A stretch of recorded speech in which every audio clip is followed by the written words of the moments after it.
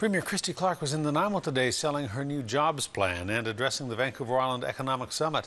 She delivered the keynote address late this afternoon, and we'll have highlights in just a moment. But first, a major investment in mid-island forestry that was announced today. The Premier was on hand as Western Forest Products said it will spend $200 million on island mills. That money will go for upgrades and streamlining to keep the mills buzzing for years to come to supply the ever-hungry Asian market.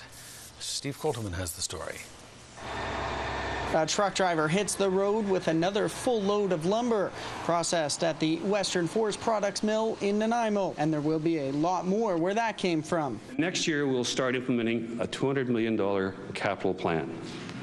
These funds will modernize our mills and our timberlands infrastructure to improve our competitiveness and protect our tenure and our employees. In front of Premier Christy Clark in a packed room at the Vancouver Island Economic Summit, Western Forest Products laid out its plan for the future.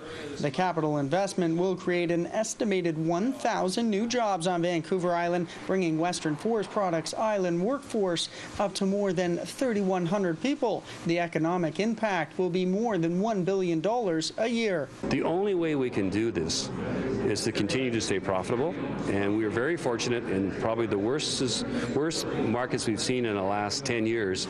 We were still able to make profits over the last 7 quarters, and that kind of confidence gives our board of directors and our organization the confidence to start to invest money back into our operations. 60% of the lumber Western Forest Products ships ends up in key Asian markets, including China and Japan. You'll see in the Globe and Mail today that China has fallen to an increase of only 29% in August.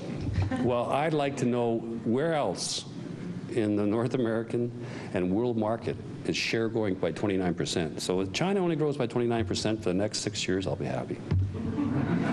Western Forest Products is the largest tenure and lumber producer on the BC coast and says it intends to hold on to that position. 4 or 5 years ago, Western Forest Products was shipping 30 to 40 million board feet to China, and today they are shipping 200 million board feet. And those are creating jobs here on the island. Well, that's great. I mean, more work, more people employed. Can't complain. The workers are happy. The money and jobs won't arrive instantly, but the company says it has an aggressive timeline and hopes to have the upgrades and streamlining in place by the end of next year.